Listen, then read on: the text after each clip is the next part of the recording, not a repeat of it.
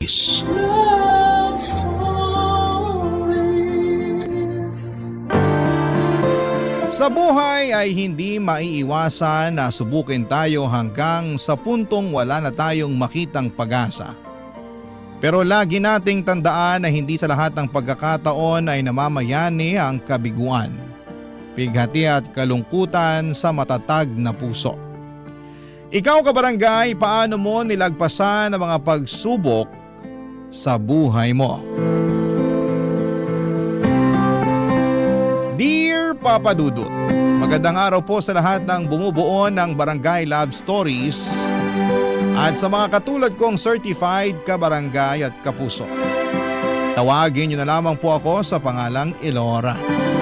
48 years old at nagtatrabaho sa isang private company dito sa BGC. Nadiskubre ko ang programa ninyo noong kasagsagan ng pandemic at masasabi ko na maraming beses akong sinagip ng mga kwentong tinampok ninyo na kinapulutan ko ng aral at inspirasyon. Lalo na yung may mga tema na tungkol sa pag-abot at pagtupad ng mga pangarap. Lahat naman ng tao ay nangangarap, hindi ba? Pero neto ko lang talaga natupad ang pinaka masasabi kong malaking pangarap. Pangarap na naudlot dahil kinailangan kong harapin ang realidad ng buhay. Kung ano yon ay malalaman ninyo na lamang po sa katapusan ng aking kwento. 19 years old ako nang mabuntis ng mister at katrabaho ko noong araw sa isang fast food chain. At 20 years old naman ako nang kinasal kami at pinanganak ko ang baby namin. Dahil po sa mga nangyari ay dismayado at galit sa akin ang nanay ko, Papa Dudut.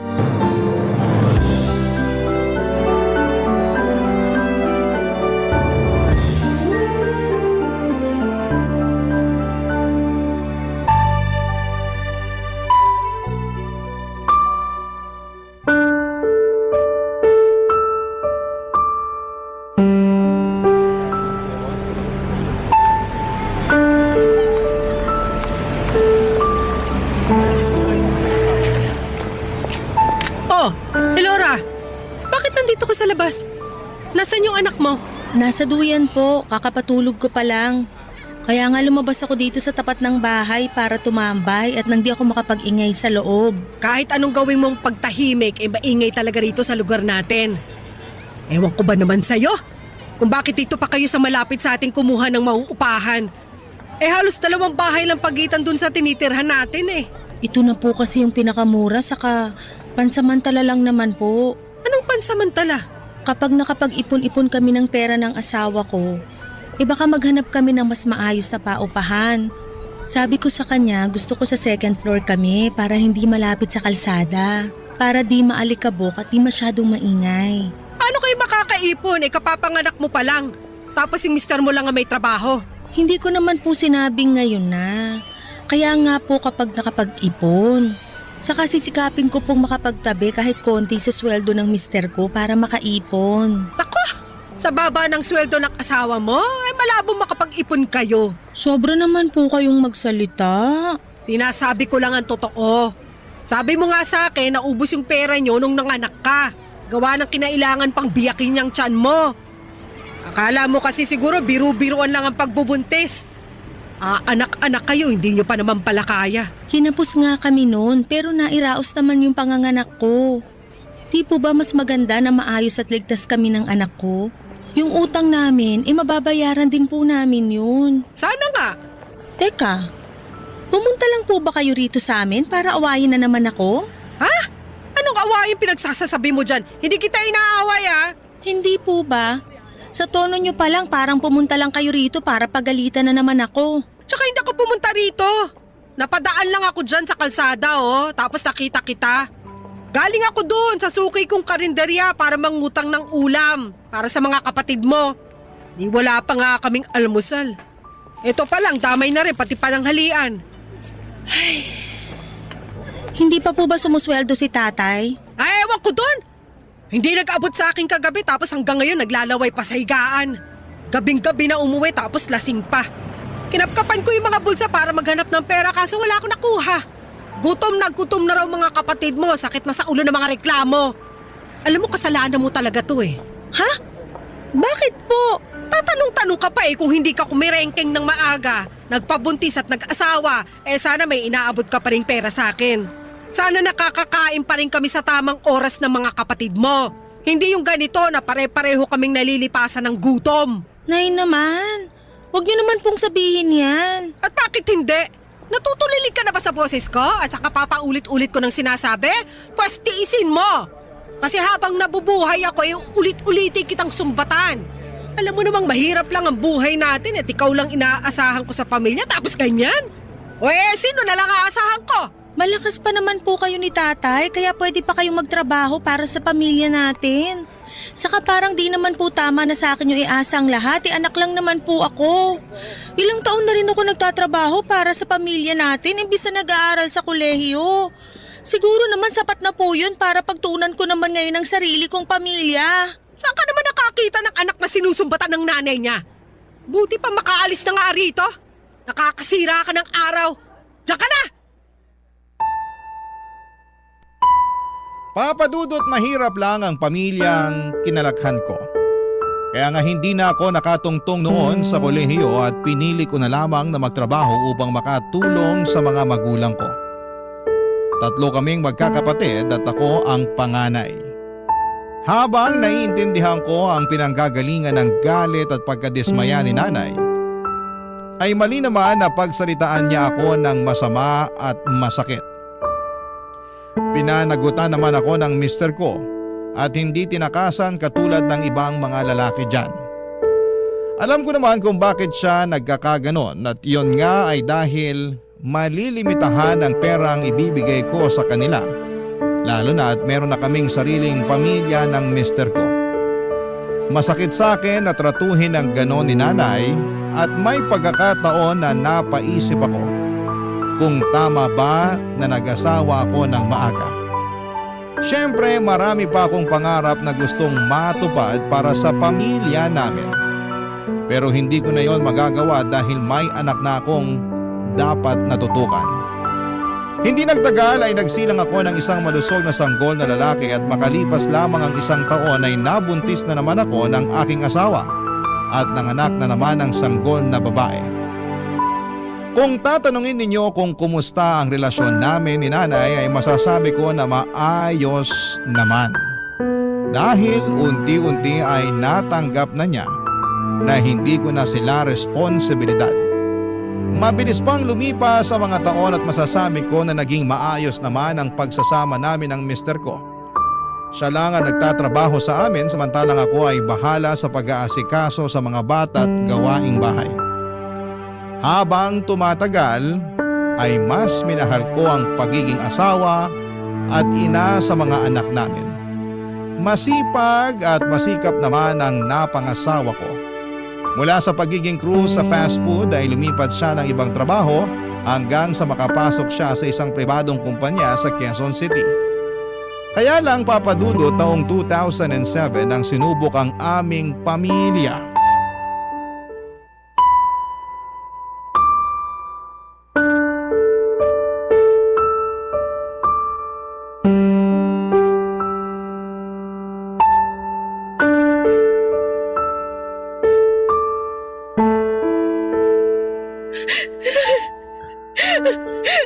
Bakit ka ba ganyan makaiyak? Hindi pa naman patay yung asawa mo. Ingay-ingay mo eh. Paano niya nasasabi yan? Kailangan ba mamatay muna yung asawa ko bago ako umiyak ng ganito? Hindi naman sa ganun pero baka ganun na nga ang isipin ng mga kapitbahay niyo kasi ganyan ka umiyak. Tsaka natutulog naman ang asawa mo dun sa loob ng bahay niyo. Oh. Mamaya magising yung kakapalahong mo dyan. Nay naman eh. Napakaano niyo naman magsalita. Nagsasabi lang ako ng totoo. Hindi ko ihingi ng pasensya ang pagiging prangka ko. Pero hindi tama yung mga sinasabi niyo. Lalo na may pinagdadaanan yung pamilya namin. Lalo na ako. Kung alam niyo lang kung gaano kabigat sa akin na tanggapin na na-stroke yung asawa ko. Masyado pong biglaan yung mga pangyayari. Wala ka namang magagawa. Mas lalong bibigat kung hindi mo tatanggapin. Hindi rin naman gagaling agad yung asawa mo eh. Ewan ko sa'yo, Nay. Bakit ka ba kasi naiinis dyan? Hindi po ako naiinis. Hindi raw ay kitang-kita sa reaksyon ng mukha mo. Parang ewan to babaeng to. Ako pa ang pasisinungalingan mo parang hindi kita iniris sa matres ko. Sige po, sasabihin ko na yung totoo.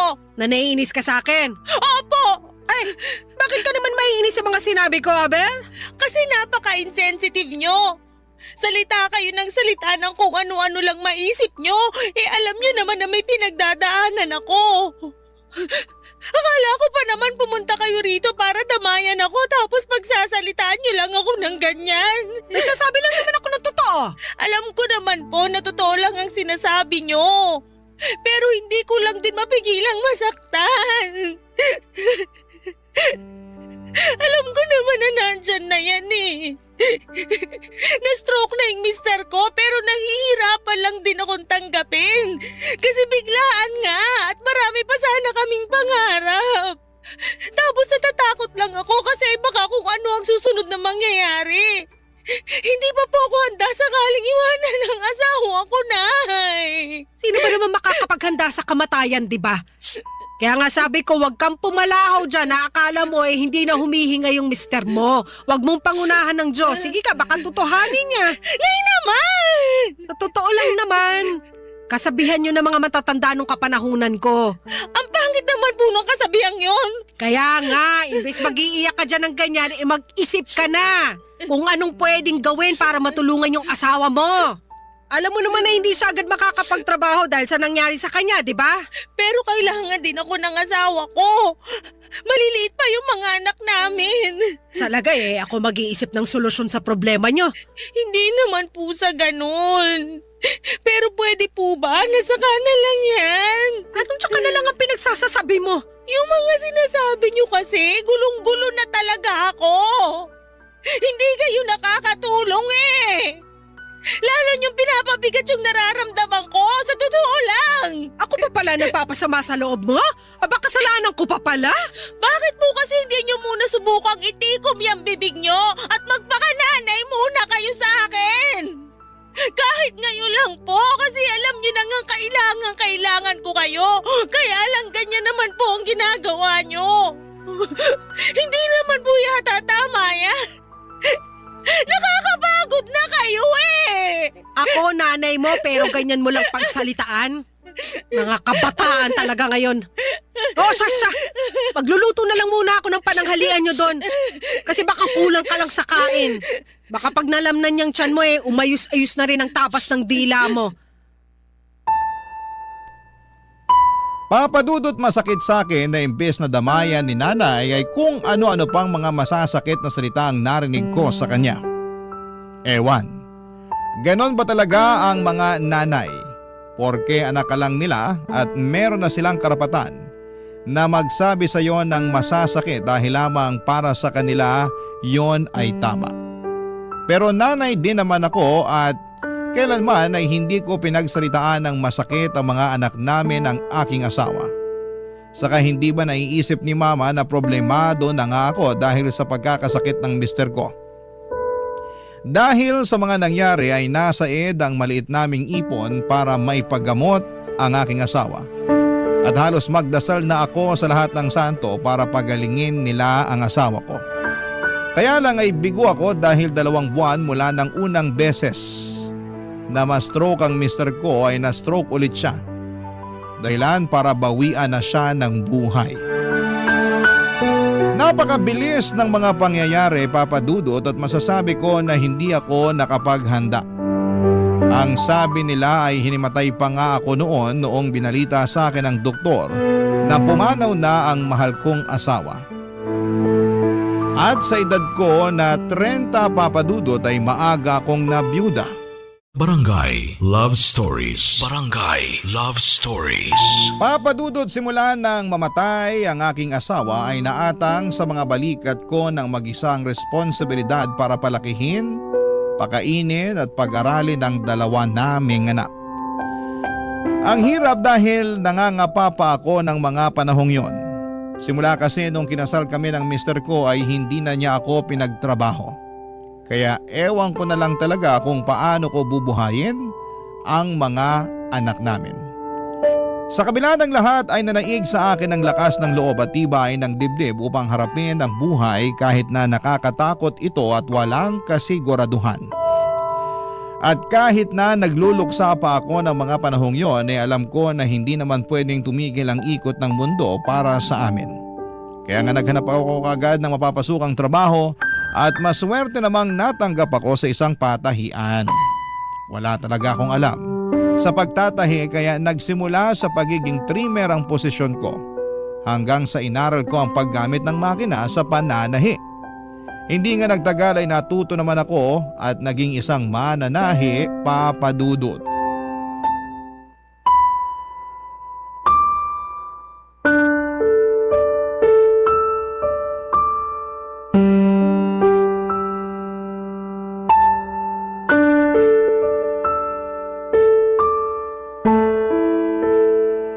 Pwede ko po ba kayong makausap, Nay? Tungkol saan? Tungkol po sa sumbong ng panganay ko sa akin. Ha? At ano naman yung sinumbong niya sa'yo? Na ang sungit-sungit niyo raw po sa kanila ng kapatid niya. Tapos pinapalo niyo na rin po sila. Pinakita po ng anak ko yung braso niya na may bakas ng hanger na mumula. Sus! Hindi naman malakas yun. Masyado lang sensitive yung balat ng anak mo kaya namula. Kami nung pinapalo rin naman pero hindi naman kami nagre-reklamo. Hindi naman po yata tama na ikumpara niyo yung sarili niyo nun sa mga anak ko ngayon. Mali po yun. Anong mali doon? Totoo naman ang mga sinabi ko. Totoo man o hindi, mali pa rin na magkumpara kayo. Yan talaga yung ugali niyo na ayaw ko eh. Hilig niyo magkumpara. Yan din ang ugali mo na ayaw ko. Yung pala sagot sa akin na nanay mo tapos lagi mo pa akong kinokontra. Hindi naman po yun pangungontra. Saka bakit ba pinagtatalunan natin to? Ang tinatanong ko, kung bakit kailangan yung pagalitan at paluin ng mga anak ko? Tinatanong pa ba yan? Natural, matigas ang ulo at sutel. Kaya tinuturuan ko lang ng leksyon. Para namang hindi ko yung ginagawa sa inyo noon ng mga kapatid mo. Di ba pinagagalitan at pinapalo ko rin naman kayo nung araw? Oo nga po, pero hindi namin pinapalo yung mga anak namin. Kung magagalit kami, hindi rin yung galit na galit. Mas pinagsasabihan namin sila para maisip nila na mali yung ginawa nila. Ako? Alam mo namang hindi uubra sa akin yung ganyan kasi mabilis talaga ako mapikon lalo't paulit-ulit ko nang sinasaway. Hindi naman po pasaway yung mga anak ko. Hindi raw. Bakit? Ikaw ba ang araw-araw na kasama nila? Hindi naman, di ba? Hindi nga po, kasi kailangan ko magtrabaho para meron kaming makain. Alam niyo naman na wala kaming ibang maaasahan matapos mamatay ang asawa ko, di ba? Oo.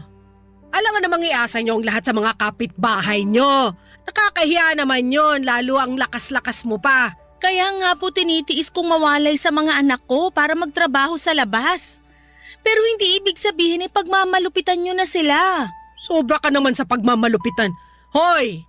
Para sa kaalaman mo, hindi ko pinagmamalupitan yung mga anak mo. Pagdidisiplina ang tawag doon. Hirap sa'yo, masyado mong pinoprotektahan yung mga anak mo kaya lumalaking may sungay at buntot. Hindi nga po pasaway ang mga anak ko. Alam ko yun kasi ako naman ang kasakasama nila simula baby hanggang nung namatay ang papa nila. Oh, simula nung araw na yon hanggang ngayon ako na ang kasama nila. Kaya mas nakikita ko na ang totoong ugali ng mga anak mo. Yung panganay mo masyadong sutil. At malikot naman yung bunso mo. Pareho sila magkapatid na pag inuutusan hindi ka agad susundin.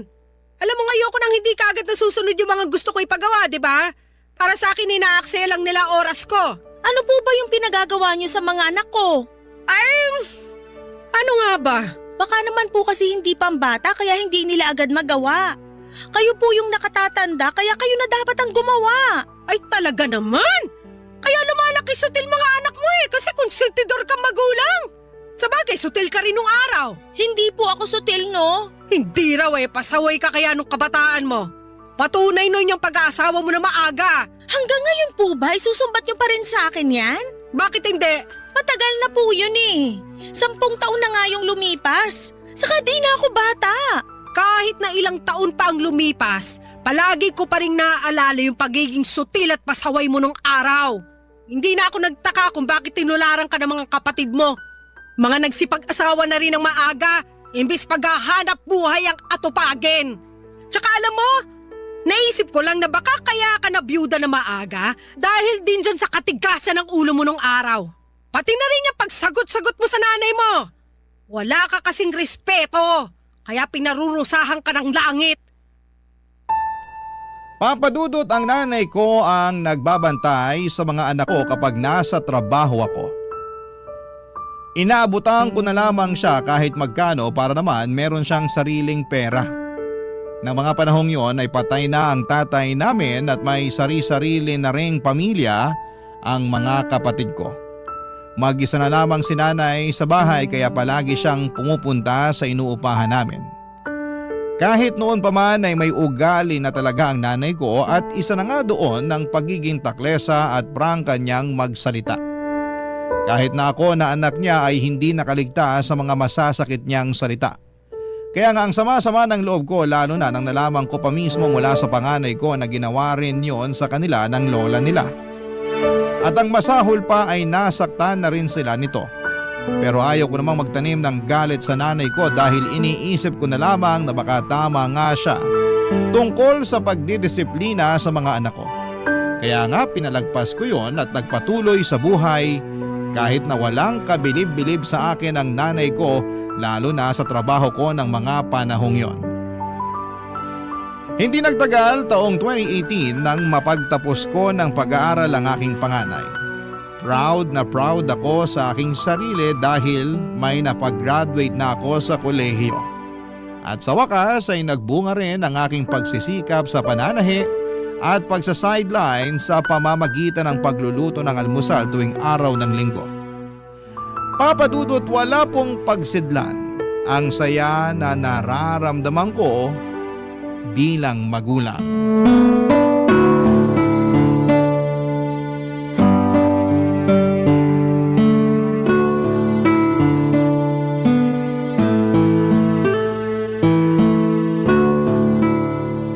Elora, wala ka ba talagang balak mag-asawa ulit? Wala pa po sa isip ko yan. Ay nako, sana naisip mo yan nung araw. Nay talaga.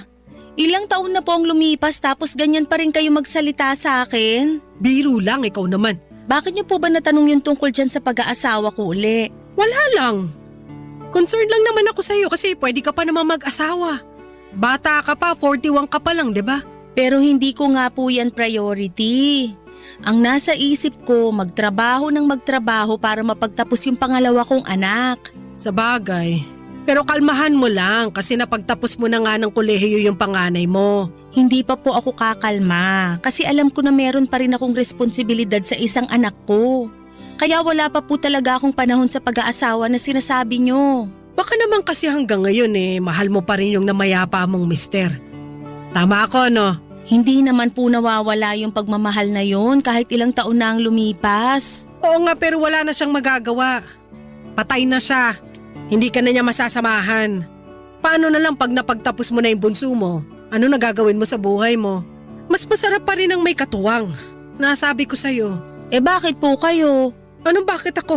Hindi na nga po kayo nag-asawa nung namatay si tatay, di ba? Matanda naman na ako. Tsaka ayaw ko na magkaroon ng panibagong konsumisyon sa mga lalaking yan. Pansin ko kasi wala akong kaswerte-swerte sa mga mangingibig. Kahit dyan sa tatay mo, ang malas-malas ko. Sobra naman po kayong magsalita. Baka masaktan si tatay pag narinig niya yung mga sinabi niyo. Pakialam ko totoo naman. Kaya nga laking ginhawa ko nung namatay siya kasi nabawas-bawasan ang konsumisyon ko. Grabe naman po yun. Sa akin lang naman yun, no? Tsaka nito ko lang napagtanto na buti na rin yun na siya ang unang namatay kesa ako. Tapos namatay ang kapa ng asawa.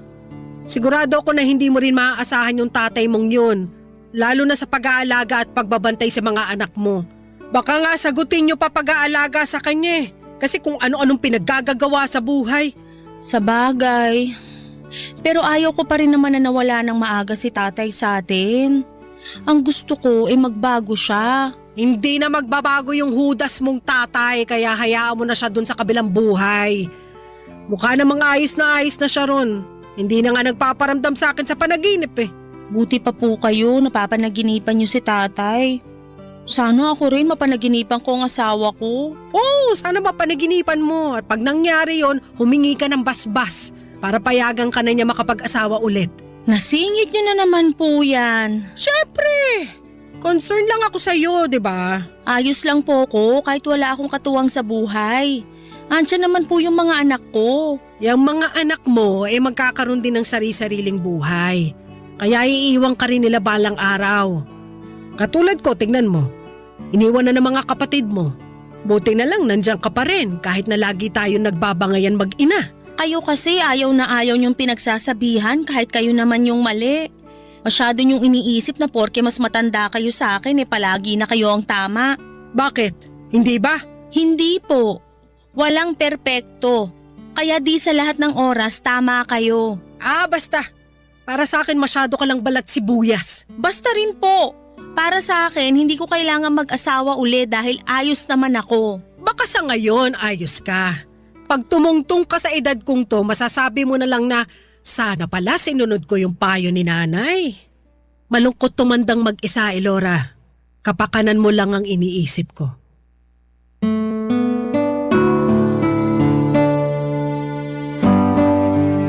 Papadudod, hindi ko po priority ang pag-ibig lalo at meron pa akong isang anak na pinag-aaral ng mga panahong yon. Sinabi ko kay nanay na ayokong obligahin ang panganay ko na sagutin ang pagpapaaral sa kanyang kapatid. Lalo na at nagsisimula pa lamang siya sa kanyang karera. Ang gusto ko ay ma-enjoy niya ang perang kinikita niya bagaman sinabi ng anak ko na tutulong siya sa mga gastusin namin sa bahay. Nagpapasalamat ako sa may kapal dahil binigyan niya ako ng lakas upang makapagtrabaho nang sa ganoon ay maitaguyod ko ang pag-aaral ng mga anak ko. Para sa akin, ang tagumpay nila ay tagumpay ko na rin. Sila ang gusto kong tumupad ng pangarap ko noon na hindi nagkatotoo dahil sa kahirapan at kapusukan. Pero pinatawad ko na rin naman ang aking sarili dahil alam ko na kung nabubuhay ang mister ko ay hindi niya tututulan na habang buhay akong magsisisi. Papa Dudut. Barangay Love Stories. Barangay Love Stories. Taong 2019 naman nang mapagtapos ko ang bunso naming anak ng namayapa kong asawa, Papa Dudut. At tulad ng pakiramdam ko noong graduate sa kolehiyo ang panganay namin ay labis-labis na saya naman ang naramdaman ko. Kaso ay nag-pandemic naman ang sumunod na taon kaya masasabi kong parang huminto hindi lang ang buhay at pamumuhay namin kundi ng lahat ng tao sa mundo. Sa kabila noon ay hindi ako nawala ng pag-asa na bubuti rin ang sitwasyon at gagaling ang mundo. Noong lumuwag na ang quarantine sa bansa ay unti-unti kaming bumalik ng mga anak ko sa pagtatrabaho. Oo, nagtatrabaho pa rin ako dahil kaya ko pa naman at ayokong maging pabigat sa aking mga anak. Kung mag-aabot man sila ay salamat. Kung hindi naman ay salamat pa rin. Kasama pa rin namin si nanay sa bahay at ganon pa rin ang ugali niya. Siguro'y hindi na talaga siya magbabago kaya lang isang beses ay may nangyari. Dahilan para kabahan kami ng husto ng mga anak ko.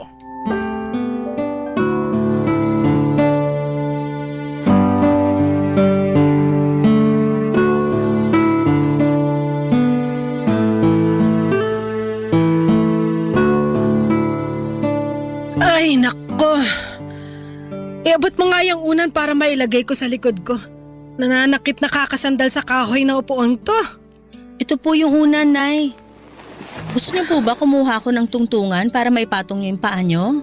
Sige nga at medyo mabigat tong simento. Teka lang po, kukuha ko. Nakita ko po tong maliit na bangko natin na panglaba. Dito niyo na lang po muna patong yung paa niyo. O ilagay mo na dyan sa sahig para maipatong ko na yung paa ko. Sige po. Ayan na po. Dahan-dahan lang. Nakakainis naman kasi. Bakit kailangan pang simentohan yan? Hindi ba yan gagaling ng kusa? Gagaling naman po, pero bumalik ko kasi yung buto nyo, sabi ng doktor. At ang pinakamabisang paraan para mabilis yung paggaling isimento. Kapag hindi sinemento yan, magagalaw nyo lang ng magagalaw, kaya di rin gagaling. Pambihira naman kasing buhay to. Sa tanang buhay ko ngayon lang ako nasimentohan ng paa. Kasi naman po kayo. Anong kasi naman ako? Ano bang ginawa ko? Kasalanan ko bang natapilok ako at napasama yung bagsak ko? Kaya bumalik ko ang buto ko sa paa? Hindi naman po sa sinasabi kong kasalanan nyo, pero ang kulit-kulit nyo rin kasi. Ako pa talaga ang makulit ngayon. Opo, kasi kabilin-bilinan namin sa inyo ng mga anak ko na wag kayong lakad ng lakad. Gawa ng mahina na nga yung tuhod nyo at mabilis na ring sumakit ang mga paa nyo. Pero di kayo nakinig. Minsan nakikita ko pa po kayo na umaakyat dun sa hagdan ng bahay ng kapitbahay natin para lang makipagchismisan. Ginagawa nyo yun bago mag-pandemic, di ba? Aminin nyo. Gusto ko lang naman makipagkwentuhan. Gawa ng nabuburyong ako noon sa bahay ko. O tapos nag-pandemic naman. Kaya lalo akong walang makausap. Maganda pa nga nung ECQ eh. Kasi lahat kayo dito lang sa bahay. Ngayon lumuwag-luwag ng kaunti. Pero balik trabaho naman ulit kayo. Wala na akong kasama rito sa bahay. Ay, alam nyo, naisip ko nga po yan. Dapat meron pa rin kayong kasama rito kasi paano na lang kung may mangyari uli sa inyo, 'di ba? Ano pa bang mangyayari sa akin hindi pa naman ako mamamatay? Hindi ko naman po sinabing mamamatay na kayo. Para kasing ganun ang punto mo. Hoy, para sa kaalaman mo malakas pa ako sa kalabaw. Siguro nga po, pero may pagkalampa pa rin kayo. Napakawalang yang mo talagang babae ka. Pasalamat kasi mentado pa ako kaya hindi ako makatayo para sa bunutang ka. Wag na nga po kayong bayolente dyan, baka tumaas pa ang presyon nyo, ewan ko na lang talaga. Ikaw lang naman ang nagpapataas ng presyon ko. Grabe naman, tagal-tagal na po natin nagsasama, di pa kayo nasanay sa akin? Hindi talaga ako masasanay sa kasutilan at pagiging palasagot mo. Pero seryoso po, Nay, magpagaling kayo. Alam nyo naman na nasa pandemic pa rin tayo kaya nakakatakot magkasakit. Tingnan nyo, ang hirap magpagamot kasi kailangan magpa-swab test para lang makasigurado na wala kayong COVID. Oo nga eh. Nasundot patuloy ang ilong ko. Ang sakit pala nun. Kaya nga mag-focus kayo sa pagpapagaling nyo at iwasan ang pagiging makulit at pasaway. Hanip ka rin talaga no. Nanay mo ko pero kung sabihan mo ko ng makulit at pasaway. Oo lang ang gusto kong marinig sa inyo, Nay. Oo na, magpapagaling ako. Huwag ka na mag-alala sa akin. Aasahan ko po yan.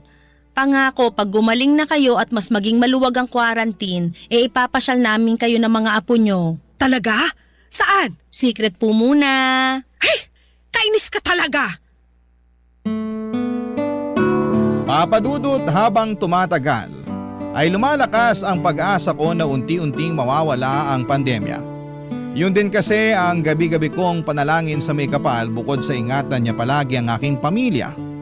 Masasabi ko na sa kabila ng nakakatakot na pangyayaring yon at walang kasiguraduhang bukas, ay hindi ako nawala ng pag-asa.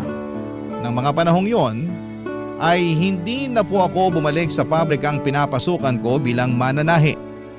Inabala ko na lamang po ang sarili ko sa pagtitinda ng mga ulam at merienda na pina-order namin online at dinideliver ng door to door. At saka napag-isip-isip ko rin na kailangan ako ng nanay ko sa bahay upang meron na siyang kasakasama. Katulong ko rin si nanay sa negosyo namin at kahit na mahirap dahil napaka-kontrabida niya sa mga diskarte ko, ay masasabi ko na masaya at kontento ako sa aming ginagawa. Kumbaga ay libangan na lang namin yon kasi nga ay wala na rin naman akong anak na pinag-aaral. Isang araw ay nagkaroon kami ng masinsinang pag-uusap ni nanay tungkol sa mga plano ko sa buhay. Kinumusta niya kasi ako at muli na naman niyang tinanong kung may balak pa ba akong mag-asawa, lalo na at bata pa naman ako ng mga panahong yon, papadudot.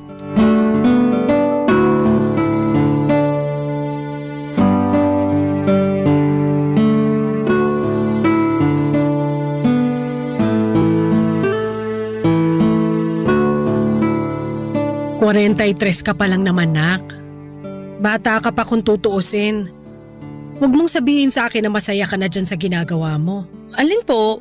Itong pagtitinda natin? Opo, masaya naman ako rito. Oo nga, kaso ano? Paano ko ba sasabihin to? Sabihin nyo na po. Pangako, makikinig ako at iintindihin ko yung sasabihin nyo. Alam ko kasi na ayaw mo namang mag-asawa. Kaya hindi na nga kita kukulitin dun. Bahala ka na sa buhay mo pero ano nang kasunod? Hanggang tumanda ka gusto mo na lang magluto ng ulam at mga merienda? Wala naman po sigurong masama doon. Wala nga, may sinabi ba ako? Wala po. Ang punto ko rito wala ka na bang ibang pangarap? Naisip ko na mas hawak mo na ang buhay mo ngayon. Kasi napagtapos mo naman na ng pag-aaral yung mga anak mo. Baka lang may iba ka pang pangarap na gustong tuparin. Katulad naman po ng ano. Ay naku tong babaeng to. Kailangan ako pa talaga mag-iisip para sa'yo? Kayo kaya nakaisip, kaya nilulubos-lubos ko na. Sampaling kita dyan eh. Ang violente nyo talaga? Bakit? Sinampal na ba kita? Hindi pa naman, di ba?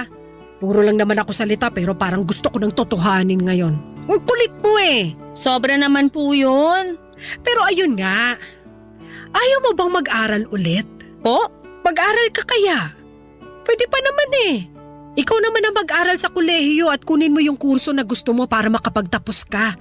'Di ba, pangarap mo na yan noon pa, kaso nga, ang aga mo nagpabuntis at nag-asawa. 20 years old din naman po kayo nung pinanganak nyo ko, di ba? Ibig sabihin, pareho lang po tayo na maagang nagpabuntis at nag-asawa. Ay ewan ko sa'yo, naisingit mo pa talaga yan. Matagal ko na pong gustong isingit yan sa tuwing sinisermonan nyo ko tungkol sa pag-aanak at pag-aasawa ko. Like mother, like daughter lang, di ba? Laura, masasampal na talaga kita. Joke lang po. Pero alam nyo, nang dahil sa sinabi nyo, ay napaisip po ako. Tama kayo na pangarap ko makapagtapos ng pag-aaral. Pero hindi nga po nangyari dahil may ibang plano ang Diyos para sa akin. Pero ngayon na natapos ko ng pag-aralin mga anak ko, bigla na lang din bumalik sa akin yung kagustuhan at pa rin naman ang pangarap kong yun. O ano pang hinihintay mo? Subukan mo. Kahit ano namang edad pwedeng bumalik sa pag-aaral. Tsaka meron naman mga institusyon at universidad na tumatanggap ng may edad na estudyante. Kunin mo yung kurso na gusto mong kunin. Tapos tapusin mo para naman meron ka na ring diploma. Kaso natatakot po ako at nagdadalawang isip. Bakit? Di ko po kasi alam kung kaya ko pang makipagsabayan sa mga estudyante ngayon. Siyempre kaya mo at kakayanin mo. Tsaka kung nag-aalala ka sa edad mo, isipin mo na lang na hindi mo mapipigilan ng pagtanda. Kung nag-aral ka na ngayon, di pagkalipas ng ilang taon, graduate ka na. Lilipas at lilipas ang panahon. Madadagdagan ng edad mo kaya imbis na wala kang gawin at mag-alala lang dyan, simulan mo nang tuparin ang pangarap mo sa buhay. Naniniwala naman ako na kung kaloob sa'yo ng Diyos, hahayaan niya yung matupad.